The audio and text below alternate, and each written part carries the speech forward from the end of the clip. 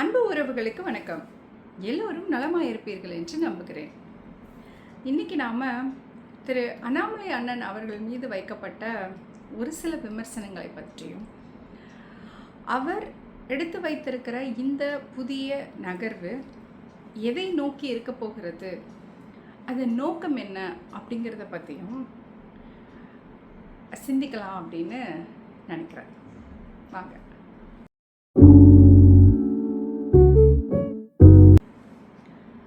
அண்ணாமலை அண்ணன் பார்த்துக்கிட்டிங்கன்னா அவர் ஒரு வித்தியாசமான மனிதர். என்ன வித்தியாசம் அப்படின்னா, ஜென்ரலாக ஒரு பிஇ முடிச்சுட்டு கிராமப்புறத்துலேருந்து கஷ்டப்பட்டு பிஹெச்டி மாதிரியான பெரிய காலேஜில் பிஇ முடிச்சுட்டு இம்மீடியட்டாக ப்ளேஸ் ஆகிட்டு வேலைக்கு போகணுன்னு தான் எல்லோரும் நினைப்போம். But he didn't do that. And then MBA பண்ணார்.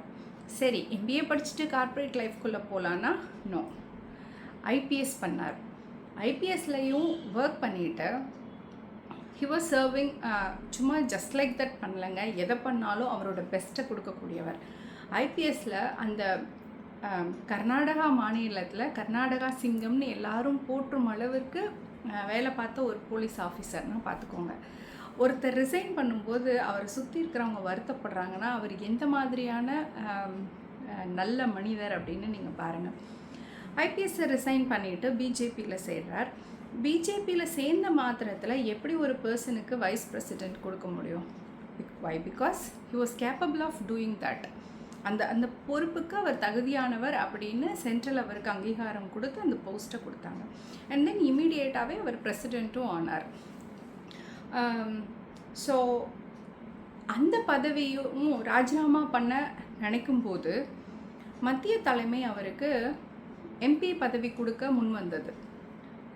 அது மட்டும் இல்லாமல் சென்ட்ரல் பிஜேபியோட ஒரு நல்ல போஸ்ட்டும் அவருக்கு கொடுக்க தானாக முன் வந்தது பிஜேபி. ஆனாலும் தன்னுடைய விருப்பம் தனி கட்சி தொடங்குவது தான் அப்படின்னு அண்ணன் உறுதியாக முடிவெடுத்ததன் காரணமாக அதிலேருந்து வெளில வந்தார்.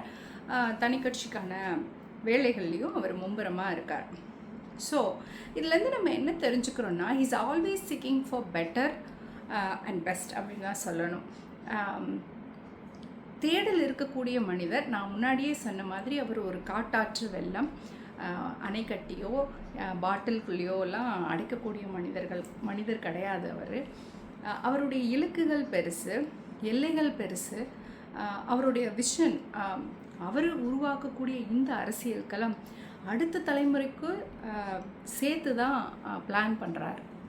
அந்த மாதிரியான ஒரு நீண்ட நெடிய பார்வை கொண்டவர் அப்படின்னு தான் சொல்லணும். அவரை பற்றின விமர்சனங்களை நம்ம கேள்விப்பட்டிருப்போம். ஒரு சில மூத்த தலைவர்கள் அவரை ஃபெயில்டு பர்சன், ஃபெயில்டு பொலிட்டிஷியன் இந்த மாதிரியெல்லாம் சொல்கிறது அவருடைய ஆதரவாளர்களுக்கு வருத்தமாகவும் நிறைய கண்டனங்களையும் அவங்க கண்டனம் தெரிவித்து வீடியோ போட்டதை நம்ம பார்க்குறோம். இங்கே நம்ம என்ன புரிஞ்சுக்கணுன்னா, பிஜேபிங்கிற ஒரு கட்சி தமிழகத்தில் பட்டி தொட்டி எங்கும் சென்று சேர்ந்ததற்கு அண்ணன் அவர்கள் எடுத்து வைத்த என் மண் என் மக்கள் அப்படிங்கிற யாத்திரை தான் மிக முக்கிய பங்கு வகித்தது. பிஜேபியோட ஓட் பேங்க் 3%லேருந்து 12% இன்க்ரீஸ் ஆகி காட்டினது அண்ணனோட தனித்திறமை, அவருடைய ஆளுமை திறன் அப்படின்னு தான் சொல்லணும். நீங்கள் ஏதாவது ஒரு பொலிட்டீஷியன் கரண்ட்டாக இருக்கிற, நம்ம யாரையும் குறைச்சி பேசலை, ஆனால் இந்த யங் ஜென்ரேஷனில் காலேஜஸில் ஸ்கூல் குழந்தைங்களுக்கு போய் ஒரு மோட்டிவேஷ்னல் ஸ்பீக்கராக பேசுகிறத பார்த்துருக்கீங்களா? அண்ணன் பேசுகிறாருல்ல, அது எவ்வளவு பெரிய ஒரு தலைமைத்துவம் தெரியுமா? அவரோட நாலேஜ் அப்படி, அவரோட கெப்பாசிட்டி அப்படி, அவரோட he is capable of doing things like that அப்படின்னு தான் சொல்லணும். ஐஐடியில் மற்ற ஸ்கூல்ஸில் இன்ஜினியரிங் காலேஜஸில் அண்ணன் கொடுக்குற மோட்டிவேஷ்னல் ஸ்பீக்ஸ் எல்லாம் வேறு லெவல்.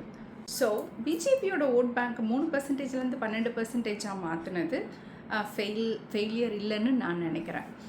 அரவக்குறிச்சி தொகுதியிலையும் தோற்று தானே போனார் அப்படின்னு நாம் நினைக்கலாம். ஆனால் அதுக்கும் அண்ணன் ஒரு டெஃபினிஷன் கொடுத்துருப்பாரு, விளக்கம் கொடுத்துருப்பாரு. அது என்னென்னா, 4000 ஓட்டுகள் தான் இதுக்கு முன்னாடி நடந்த எலெக்ஷனில் வாங்கியிருந்தாங்க அந்த தொகுதியில். ஆனால் அண்ணன் நின்னதுக்கப்புறம் 60,000 ஓட்டு வாங்கியிருந்தாங்க. அதுவே ஒரு பெரிய வெற்றி தான் அப்படின்னு அவர் சொல்கிறாரு. It's correct, right? சேஞ்சுங்கிறது சும்மா ஓவர் நைட்டில் நடந்துராது. இது ஒரு ப்ராசஸ். இது ஸ்லோவாக ஸ்டெடியாக எடுத்துக்கிட்டு போகணும், மக்கள்கிட்ட கொண்டு போய் சேர்க்கணும். கிராமப்புறத்தில் இன்னமும் ஓட்டு போட தெரியாத, இந்த மனிதருக்கு இந்த சின்னம் இந்த கட்சின்னு கூட தெரியாத மக்கள் இருக்காங்க. அவங்கக்கிட்டெல்லாம் கொண்டு சென்று சேர்க்க வேண்டியது ஒரு பெரிய டாஸ்க். அது பிஜேபியின் தலைவர் ப்ரொஃபஸர் ராம ஸ்ரீனிவாசன் ஐயா அவர்களோட ப்ரெஸ் மீட் ஒரு வீடியோவில் பார்த்தேன். ரொம்ப அழகாக அவரோட அண்டர்ஸ்டாண்டிங் குறிப்பிட்டிருந்தார். அதில் அவரே கிளியராக சொல்லியிருக்காரு, அண்ணாமலை அவர்கள் பிஜேபியோட சித்தாந்தத்துக்கு எதிராக கட்சியை ஆரம்பிக்கல, அவர் அது பிடிக்கலை அப்படின்னு வெளியில் வரலை. Is very talented, he has some vision, அதை நோக்கி அவர் ட்ராவல் பண்ணுறார் அப்படின்னு ரொம்ப தெளிவாக எக்ஸ்பிளைன் பண்ணியிருந்தார். Thank you very much sir. முடிவாக என்ன சொல்லணும்னா, எதிர்காலத்திற்கு அடுத்த தலைமுறைக்கான அரசியலை முன்னெடுத்து தான் அண்ணன் இப்போது ஓடிக்கொண்டிருக்கிறார். அவருக்கு பதவியோ பொறுப்போ முக்கியமில்லை, மாற்றம் தான் முக்கியம். நல்ல மாற்றம் நடக்கணும், அதை நோக்கி தான் எல்லாரும் ட்ராவல் பண்ணணும். ஒரு நல்ல அரசியலை முன்னெடுத்து செல்லணும் அப்படிங்கிறது தான் இந்த ஒட்டுமொத்த அமைப்போட குறிக்கோளாக இருக்குது. அவருடைய பயணம் வெற்றி பெறணும். அவர் ஜூலையிலேருந்து மக்களை சந்திக்க இருக்கிறதா செய்திகள் வருது. ஸோ எல்லாமே அவருக்கு சக்ஸஸ்ஃபுல்லாக அமையணும் அப்படின்னு நம்ம வாழ்த்துறோம். தேங்க்யூ ஸோ மச் ஃபார் வாட்சிங் திஸ். மற்றும் ஒரு சிறந்த தகவலோடு உங்களை நான் மீண்டும் சந்திக்கிறேன். நன்றி.